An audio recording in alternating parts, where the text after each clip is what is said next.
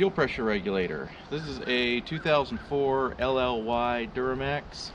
Going to be a quick run through for anybody who wants to see a really quick video representation of how to do it.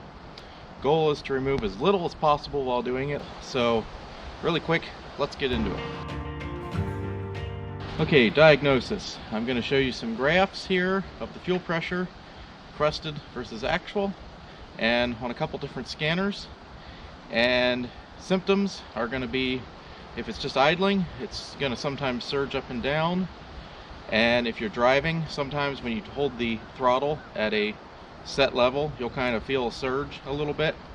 And these things will get worse as the fuel pressure regulator gets worse. There's a few other, minor things that can happen. If your pressure can spike way high or way low and stall out if the pressure regulator is really going bad, things like that. But if it's running and driving, let's look at quick diagnosis for that. So I'm going to graph the fuel pressure, and if you listen to the idle, there was a idle spike right there, and there again it spiked. So you can see the pressure's jumping up and down irregularly. And there it dropped out completely. Just the signal, but every time there's an idle spike, the fuel pressure spikes. Now I can't see requested versus delivered. This is delivered PSI. I can't see requested, I don't think. Yeah, I could just see just the fuel pressure. But because it's so regular like that, I can't imagine it would request that. But for sure, what this tells us is that it is a definite fuel spike that's causing it, and we can see how it happens regularly, like a shark fin. And this shark fin pattern is what they tell you to look for when the fuel pressure regulator is bad.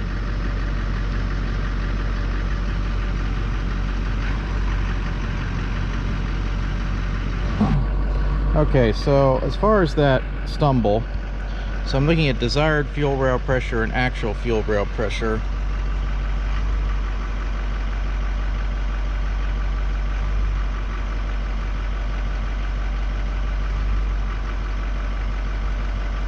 So we'll graph desired and actual. Do a live plot. So before, with the other scanner, you could only see the actual fuel rail pressure. You couldn't see it against the desired. Okay, so we want to change the minimum maximum. I want to edit the max to, like, I don't know, 100. Now we go back. Okay, now let's look at our live plot. So now you can see the dotted line is the desired, and the solid line is the actual. So now you can see kind of that shark tooth pattern. So the desired is, we can see the desired is holding that steady level, but it's falling below, and then when it reaches a certain point, the computer says, oh, you're too far below, catch up, and it overcompensates and then slowly drifts back down, and then the same thing on repeat over and over. And you can hear when it's flat like that, the engine doesn't make any noise, any spikes. You see it's running good now. Now it's falling. Oh, yep, fell too low and then it compensates. So yeah, that's definitely our problem. So obviously we have no resonator box. That's been removed. You would take it out with these screws, which I don't even know why they bothered to put back in, because they didn't give me the resonator box with the vehicle. But you would take that off so that you can actually see the top of the engine. Okay, first of all, let's look at where we're trying to get at here. The fuel pressure regulator is on the back of the pump. If you see this line here, follow it down, it is right down there. It looks like this. It has 3 screws that hold it in. It goes into the pump from the back with this electrical connection pointing roughly upwards. So it sits down in that valley behind the pump, mounted in the back of the pump. So the one we're using is a Bosch. There's the part number. If I can get it to focus. There are mixed reviews on some of the cheap ones. This is the more expensive one, I believe. This is at the actual Bosch part number. Hopefully not a knockoff. This is what we're putting in. First thing we're going to take off is this, just because it's easy to take off and it'll help us get some things like wiring harnesses out of the way. This is an aftermarket air filter and tube. Don't forget to disconnect your airflow sensor. That one just pulls right out of the box. You don't have to dismount the box if you don't want to. Again, not sure on the factory unit. We're going to take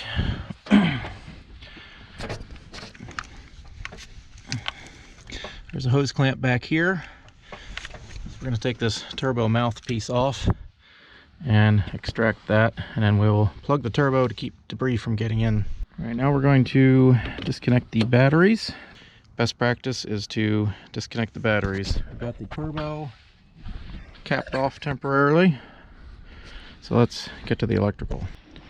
All right, I'm sure this maybe not is factory, but they've got this just wire tied to this bracket here with the engine computer.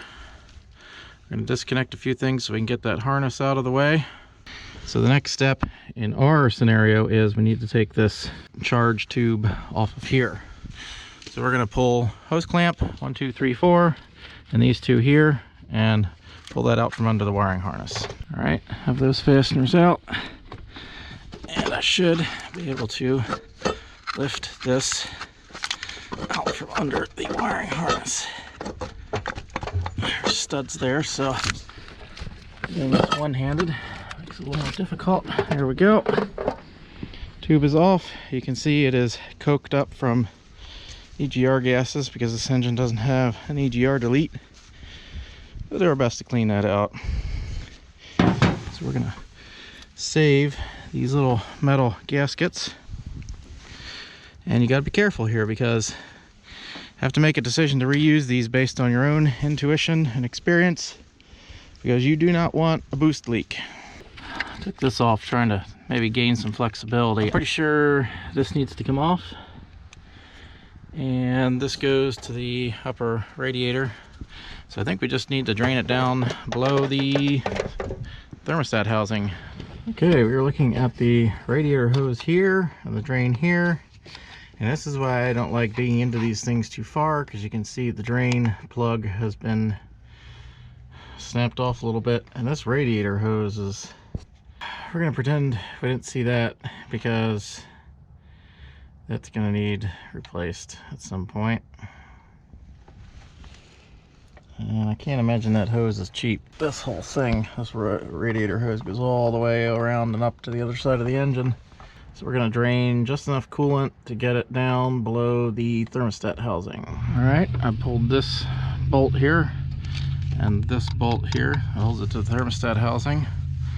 I'm gonna pull this hose clamp off here and hope that we have drained enough coolant. I think I drained about 1 gallon for reference, in case you were wondering, because I'm sure people will ask me. I just have to get this hose off of here. I hate pulling, yeah, and I hate pulling these old crusty things off. All right, I'm gonna get a pair of pliers on there and see if I can rotate it, at least get it loose, and then we can pull it off. Need both hands for that. And then I'm gonna take this clamp off here and see if we can work this tube off. Okay, no plan survives first contact with the enemy. And we have encountered the enemy. And that is age and corrosion. This is not coming out of here easy.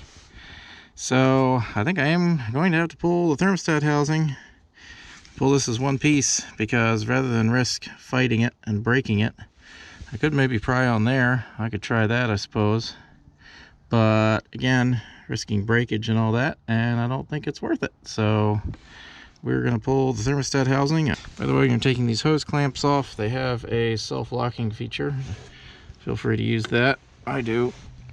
So let's take this thermostat housing off, and hopefully we can just pull that as one piece. Okay, I've taken the bolts out of the thermostat housing. Let's get that up and out of there. Still have to get that hose off in the back. By the way, there is another bolt that holds this down back here under these wires, but it wasn't in there, so I neglected to mention it. Obviously the last person left it out, so it's long gone. Don't really need it anyway.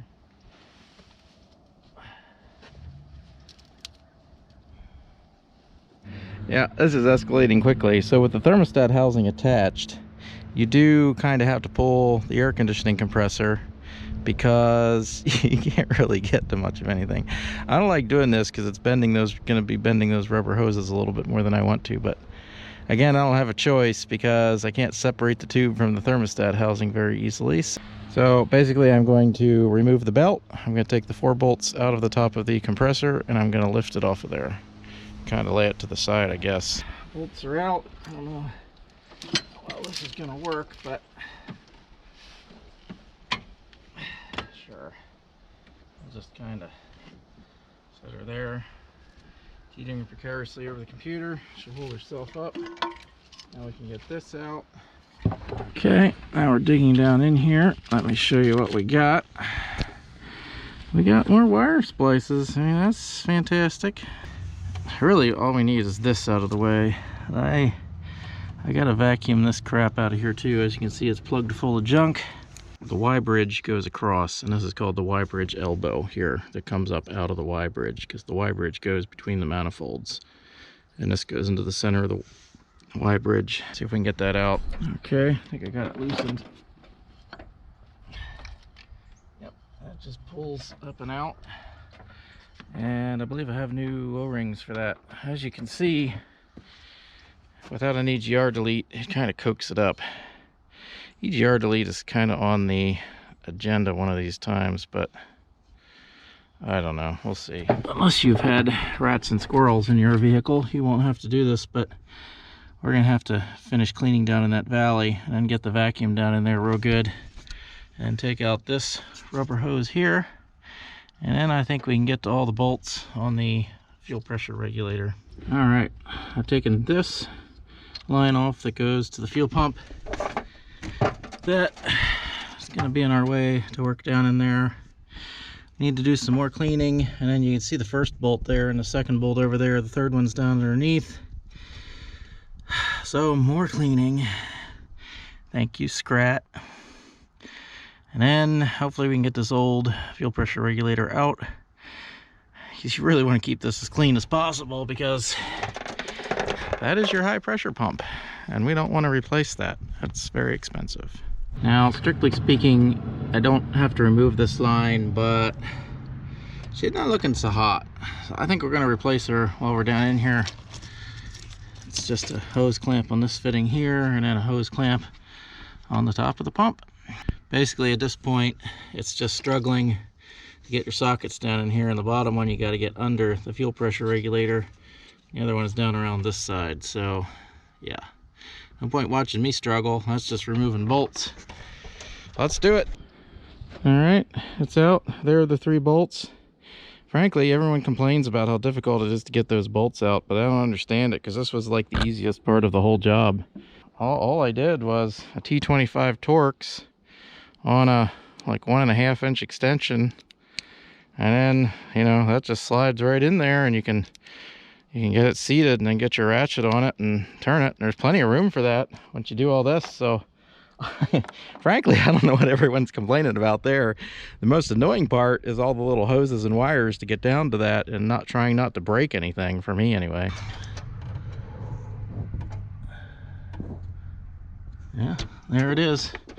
We're gonna vacuum that up and clean it up a little better. Yep. And then we'll put the new one back in. Got most of the stuff out of the valley. The valley of the engine was just slam full of just all manner of stuff. I mean, it's all over. I should have collected it in a trash can so you could see, but it was bad. If you've watched previous videos, one of the last ones we did on this truck, we cleaned the cowl out. It was the same thing. It was just slam full of this insulation that they had carried up and nested in. I'm guessing the engine valley is probably accessible from the back, and they just made a nice little nest down in there. Don't let your truck sit, guys. Okay, we'll clean that and put this back in and start buttoning this back up again. There won't be much to that. That's just the opposite of removal. All right, fuel pressure regulator is in. We replaced this hose here and this hose here that were cracked, probably from heat and, you know, scrat getting in there and digging. Now we can put the Y-bridge elbow back on. Okay, new O-rings. I ordered the right ones, fortunately. We're gonna gently stick this back in there. Now this is important because you don't want it to pop out again. Okay, it's back together and running. No codes. I did have to crank a little bit, probably because the fuel system isn't, you know, where it was when I took it apart. So let's look at some graphs here. It seems to be idling very nice. So you can see it's following very closely to the desired versus actual now.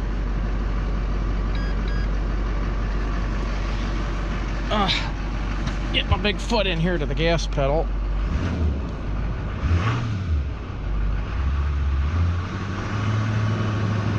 So you can see when I rev it, it's responding quickly and pretty accurately, I would say. So if I hold it at a higher RPM, I think I can with my foot here, hold it as steady as I can, again, it still follows and it doesn't stutter like it was before. If I would try to hold it here, there would be some fluctuation. Right now, the only fluctuation is because my foot is not as accurate in here as it should be. Okay. Pretty good. You can see when I let off the gas, there was a little bit of a drop because there's going to be a little bit of lag time to catch up. So don't let that fool you too much. But we're definitely not seeing the spikes and valleys that we were before. So that is excellent. Probably make sure you're not leaking anything. Just take a look down around the engine. Look for leaks.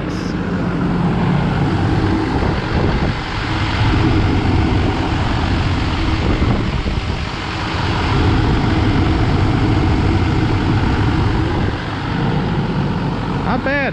Not bad at all. So everybody's going to ask, how long did this take me? It took me about 3 hours to tear it down and about 1 hour to clean stuff, including cleaning out the engine valley with the rat's nest. And it took me maybe an hour to put it back together again because there wasn't as much involved cleaning and separating and rotten hoses and things like that. So, oh, and that 3 hour teardown includes the rotten hoses and replacing them and everything else. So I would say if you don't have an older truck like mine, you could probably get it done in 4 hours if you pushed hard. And I didn't know, I've never done this before on a Duramax, so I didn't know what I was doing on this engine as far as what I needed to take apart and all that. So that's my take on it anyway. So there it is. I've tried to break it down, make it as simple as possible.